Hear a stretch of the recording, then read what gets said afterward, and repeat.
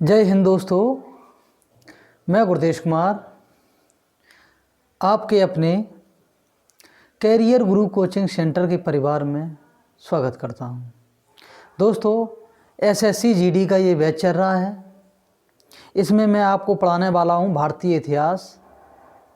SSC GD के pattern को या एसएससी एग्ज़ाम को ध्यान में रख के आपको भारतीय इतिहास पढ़ाया जाएगा। किसको? एसएससी जीडी को ध्यान में रखते हुए आपको ज्ञाता नहीं हमें बनाना है, आपका पेपर निकलवाना है। चलिए पढ़िए, हम आपको पढ़ाने वाले हैं भारतीय इतिहास। इसमें ध्यान देंगे 600 ईसा पूर्व के धार्मिक आंदोलन। 600 ईसा पूर्व के धार्मिक आंदोलन की अगर हम बात कर रहे हैं तो ध्यान देंगे नंबर 1 की अगर हम बात करें बौद्ध धर्म। कौन? बौद्ध धर्म। बौद्ध धर्म कौन है? बौद्ध धर्म। बौद्ध धर्म की अगर हम बात करेंगे, बौद्ध धर्म के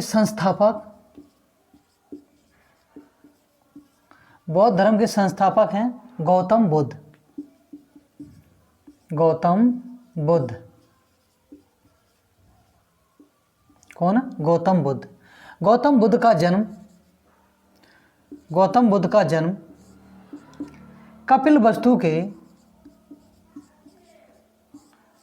कपिल वस्तु के लुम्नी नामक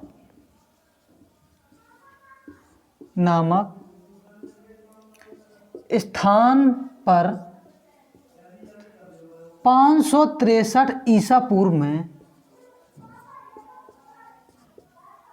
563 ईसा पूर्व में हुआ था। इनके बचपन का नाम क्या? बचपन का नाम पूछा जाएगा।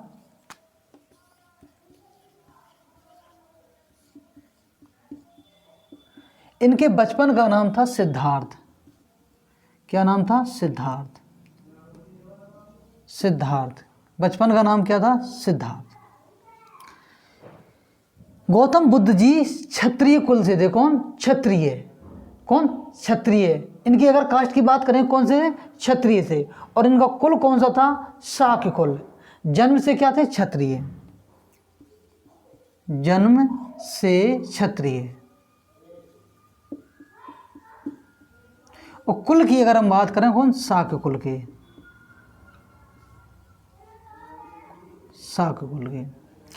अब बात करी जाएगी ऐसी, देखो जैसे इसमें लिखा शाक्य कुल, तो इनका शाक्य मुनि किस लिए बोला जाता है कि शाक्य कुल में जन्म लेने वाला व्यक्ति, पहला व्यक्ति कौन है? गौतम बुद्ध जी, इसलिए इन्हें बोला जाने लगा शाक्य मुनि। यहाँ तक आपको समझ में आया? कोई दिक्कत तो नहीं? चलिए, कौन? शाक्य मुनि। फिर से समझते हैं, हम आपको समझाते हैं। बौद्ध धर्म के संस्थापक गौतम बुद्ध जी का जन्म कपिल वस्तु के लुम्नी नामक स्थान पर हुआ था। अच्छा, लुम्नी की अगर हम बात करें या कपिल वस्तु की बात करें, कपिल वस्तु कहाँ पड़ता है? ये नेपाल में पड़ता है। वर्तमान में कहाँ? नेपाल में। पूछ लिया जाए कहाँ पे? नेपाल में। कोई दिक्कत तो नहीं? इनके पिताजी को नाम कौन? पिताजी को नाम था शुद्धोधन।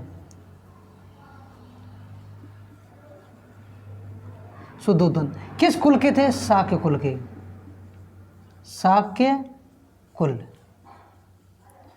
किस कुल के थे? शाक्य कुल। अगर हम बात करें माता का नाम, माता क्या थी? माता महामाया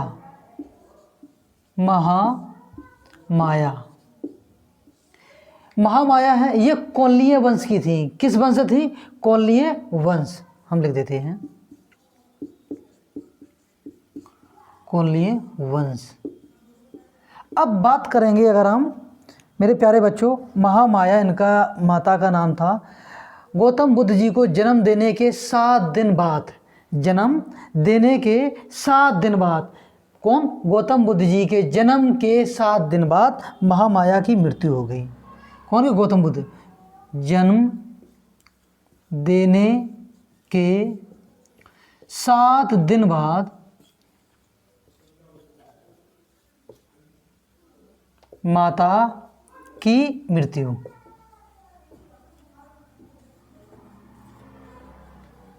माता की कब हो गई मृत्यु? पूछा जाएगा मेरे प्यारे बच्चों, माता की मृत्यु कब हो गई? गौतम बुद्ध जी को जन्म देने के बाद 7 दिन बाद गौतम बुद्ध की कब हो गई मृत्यु। तो इनको पालन किसने किया? इनकी एक बहन थी, महामाया की एक बहन थी, उनका नाम था प्रजापति गौतमी। प्रजापति गौतमी, प्रजापति गौतमी कौन था? प्रजापति गौतमी थी। इनकी बहन कौन? प्रजापति गौतमी। तो पूछा जाएगा प्रजापति गौतमी बुद्ध जी की कौन हुई? मौसी। कौन? मौसी। चलो अगर नीचे दिख रहा है हम देख लेते एक बार। प्रजापति गौतमी जी ने गौतम बुद्ध भगवान जी को क्या किया? पाला। क्या किया? पाला पोसा। तो इनकी प्रथम शिष्या भी बनने वाली कौन है? प्रजापति गौतमी। तो गौतम बुद्ध जी को पाला किसने? प्रजापति गौतमी ने। ये कौन थी? मौसी। कौन की? गौतम बुद्ध जी की। मेरे प्यारे बच्चों, बुद्ध जी ने एक अच्छी चीज़ एक अपने उपदेश में एक लाइन लिखी है, अज्ञानी आदमी एक बैल है, या अज्ञानी आदमी एक बैल के समान है, वह ज्ञान में नहीं आकार में बढ़ता है। कुछ लोग टिप्पणी करते हैं ना, तो उनके लिए है कि अज्ञानी आदमी एक बैल के समान है, एक बैल के समान है, बैल के समान, वह ज्ञान में नहीं आकार में बढ़ता है। किसमें? आकार में। तो जीवन में हजारों लड़ाइयाँ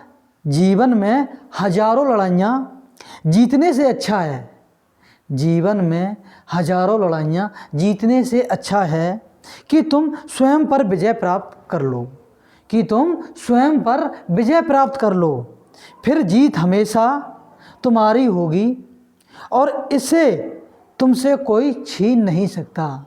ध्यान देना, इसे तुमसे कोई छीन नहीं सकता। तो ध्यान देना आपको, जीवन में हजारों लड़ाइयाँ लड़ने से बेहतर है कि अपने क्या करना है? अपने स्वयं पर विजय प्राप्त करो।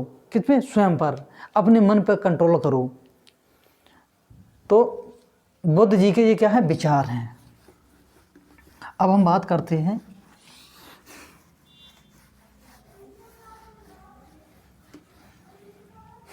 बुद्ध जी की शादी हुई थी पत्नी यशोदा। कौन? इनकी पत्नी का नाम का यशोधरा। यशोधरा। एक पुत्र था इनका राहुल। पुत्र का नाम क्या था? राहुल। सारथी था चिन्ना, जिसे बोला जाता है चाड़। चिन्ना या फिर चाड़। और हम बात करें घोड़े की, बात अगर कर दें, कौन सा घोड़ा था जो घूमने निकली थी? घोड़ा था कत्थक। कत्थक घोड़ा जो घूमने के लिए निकले थे। इनके मन में विचार आया था सन्यासी रूप धारण करने का। यहाँ तक आपको समझ में आया? अब ध्यान देंगे, इन्होंने अपना घर त्याग कब किया है? 29 वर्ष की आयु में इन्होंने अपना घर त्याग दिया। 29 वर्ष की आयु में अपना गृह त्याग दिया। गृह त्याग दिया। गृह को घर ही बोलते हैं। 29 वर्ष की आयु में इन्होंने अपना गृह त्याग दिया। इसी गृह त्याग को बोला गया महाभिनिष्क्रमण। ध्यान देना, कहाँ?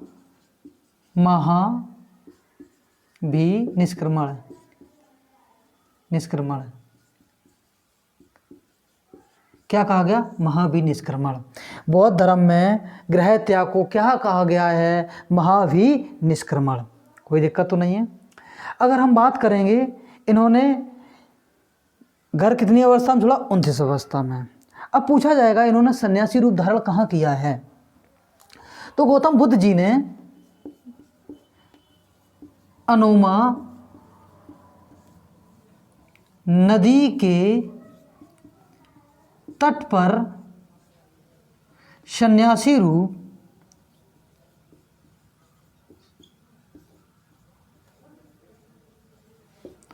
धारण किया।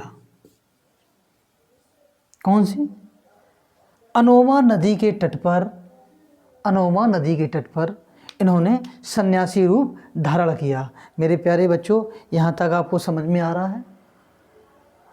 कोई दिक्कत नहीं है, दिख रहा है। अब बात करेंगे, इन्होंने अपना सन्यासी रूप धारण कर लिया है। इनके गुरु थे, गुरु जिनसे इन्होंने शिक्षा ग्रहण की। कौन? गुरु।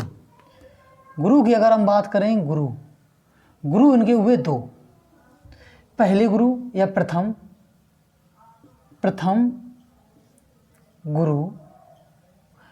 गुरु इनके बने हैं राजगृह में। कहाँ बने थे? राजगृह में। कहाँ बने? राजगृह में। नाम था अलार कलाम। राजगृह, जगह का नाम राजगृह और काम नाम है अलार कलाम। इनके जो दूसरे गुरु बने थे जिनसे शिक्षा ग्रहण की थी,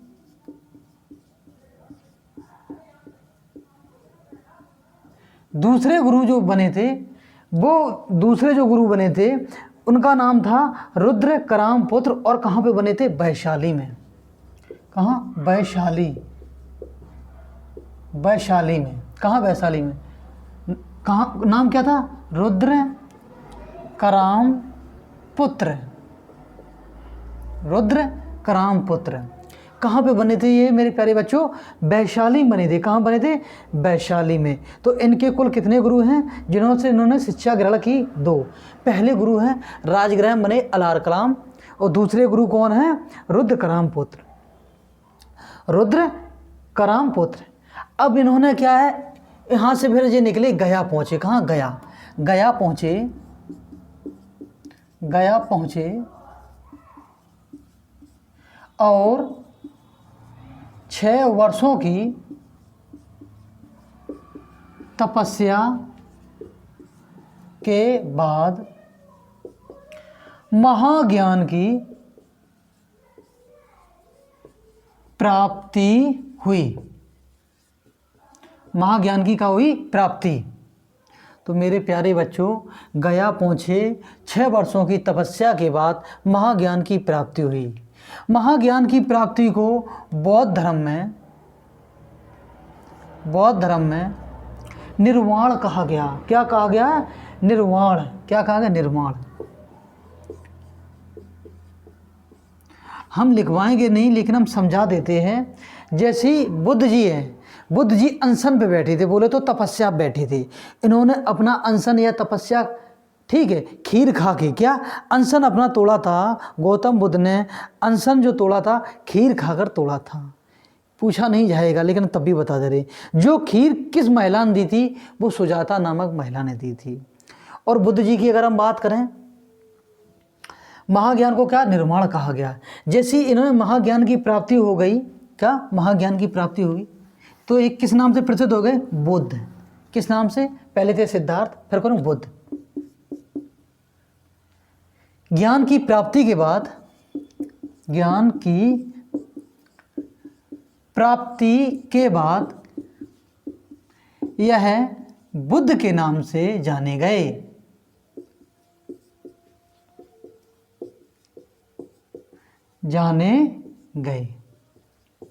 अब मेरे प्यारे बच्चों, ध्यान देना है, किन के नाम से जानेंगे? बुद्ध के नाम से।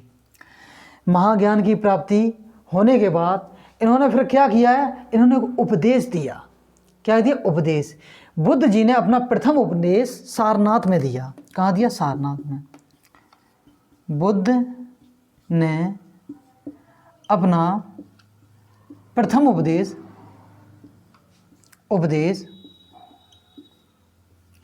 सारनाथ,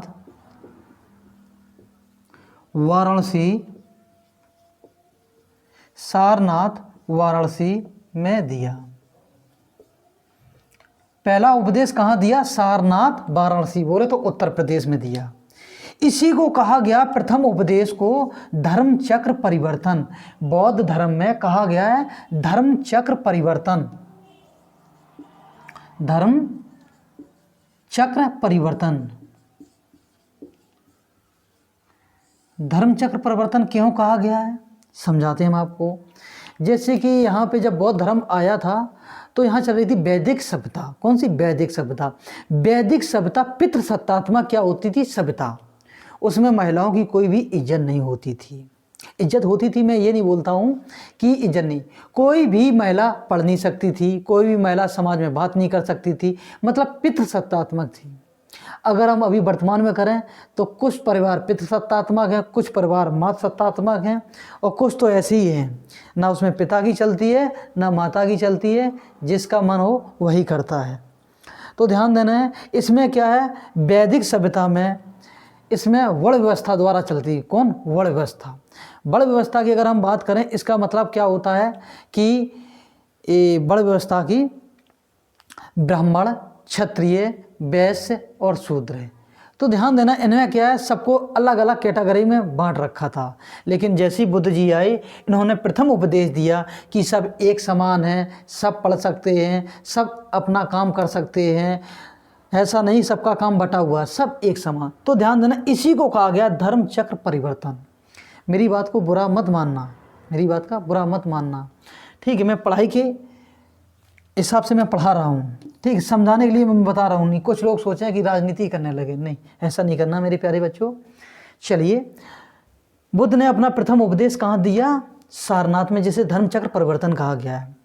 प्रथम उपदेश देने के बाद इन्होंने एक संघ की क्या करी? स्थापना। इसके बाद इन्होंने क्या की? संघ की स्थापना। इसके बाद बुद्ध ने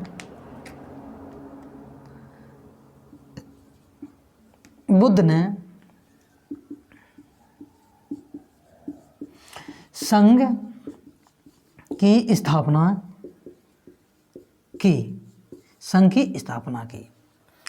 तो ध्यान देना, संघ की जैसी स्थापना की तो इन्होंने त्रिरत्न दिए। कौन? त्रिरत्न। तीन रत्न कौन कौन से थे समझिए? तीन रत्न हम डायग्राम के माध्यम से बताएंगे। त्रिरत्न,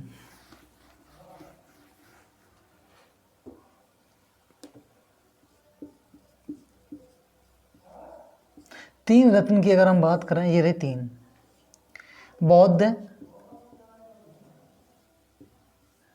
संघ, धम्म। इन्हें कहा गया त्रिरत्न, मतलब तीन रत्न। बौद्ध धर्म में तीन रत्न है: बौद्ध, संघ, धम्म। कौन है? बौद्ध। कोई मेरी बात समझ में आता गई? बौद्ध बोले तो बुद्ध, नहीं समझ फिर से समझे। बौद्ध को मतलब अगर भूल जाओ तो बुद्ध कर ले लो। बुद्ध, संघ और धम्म, अब तो समझ में आ गया। तो त्रिरत्न। इन्होंने एक संघ में एक नियम लागू किया था। संघ में नियम, क्या नियम लागू किया? अगर कोई भी बौद्ध संघ में सम्मिलित होना चाहता है तो कम से कम उसकी उम्र 15 वर्ष हो। कितनी? 15 वर्ष हो, और वह गृह त्याग कर आया हो। यह गृह त्याग करना पड़ेगा, जिसे बोला गया है महाभिनिष्क्रमण। कोई दिक्कत नहीं। बौद्ध संघ में सम्मिलित होने की आयु 15 वर्ष थी, और महाभिनिष्क्रमण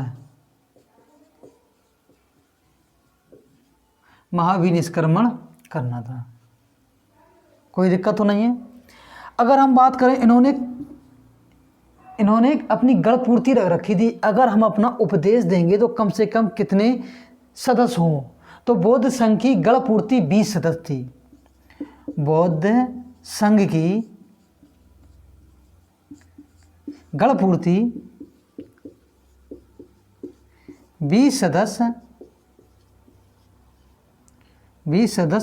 थी। बुद्ध जी ने अपनी गढ़ पूर्ति की थी 20 सदस्य की दी थी। कम से कम 20 सदस्य अगर आएंगे तो ही क्या दिया जाएगा? अपना उपदेश दिया जाएगा। अब हम बात करते हैं बुद्ध जी के बारे में, इनके प्रधान शिष्य के बारे में बात करते हैं, यहीं पे करते हैं। प्रधान शिष्य, प्रथम शिष्य इनके हुए 2 शूद्र।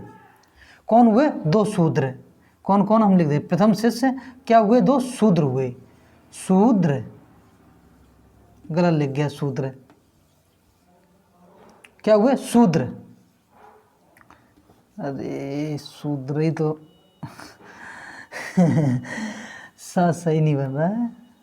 अब सही है, देखो ना बन रहा है। नींद का टाइम है। शूद्र कौन कौन हुए? एक का नाम था मल्लुक, एक का नाम क्या था? मल्लुक। दूसरा का नाम था तपसु। कौन? तपसु। तपसु, ध्यान देना। एक का नाम था तपसु और दूसरे का नाम था मल्लिक।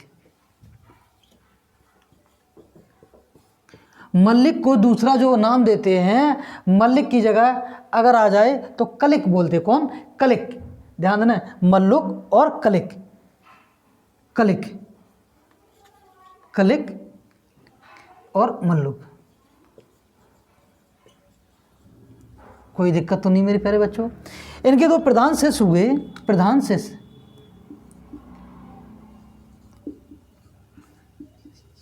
कौन? प्रधान शिष्य। दो इनके जो प्रधान शिष्य हुए वो थे आनंद और उपाली। आनंद और कौन थे? उपाली। दो शिष्य कौन कौन से हुए हैं? आनंद और उपाली। इनकी एक शिष्या हुई। कौन शिष्या? यहाँ दिख रहा है, चलो ऊपर लिख दे। इनकी प्रथम शिष्या, गौतम बुद्ध जी की प्रथम शिष्या, प्रथम शिष्या जो बनी है, इनकी मौसी बनी थी। कौन? मौसी। क्या नाम था? प्रजापति गौतमी।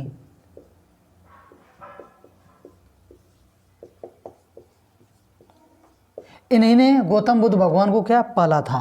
प्रजापति गौतमी। यहाँ तक आपको कोई डाउट तो नहीं है? कोई डाउट तो नहीं है? चलिए आप सभी कमेंट करके बताइए इनके बेटे का नाम क्या था? इनके बेटे का नाम क्या था? कौन के? एक का नाम है बुद्ध जी के। बताइए बताइए, हम इंतज़ार कर रहे हैं, आप कमेंट कीजिएगा। हम बढ़ा चुके हैं, कोई दिक्कत तो नहीं है। अब हम बात करेंगे बुद्ध ने सर्वाधिक उपदेश, ध्यान देना, बुद्ध ने सर्वाधिक उपदेश,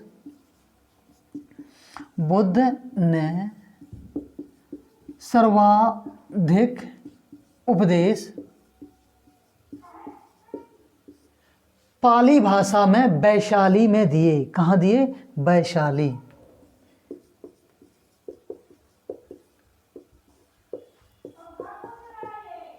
पाली भाषा में दिए। बुद्ध जी ने अपने सर्वाधिक उपदेश पाली भाषा में दिए। किस भाषा में दिए? पाली भाषा।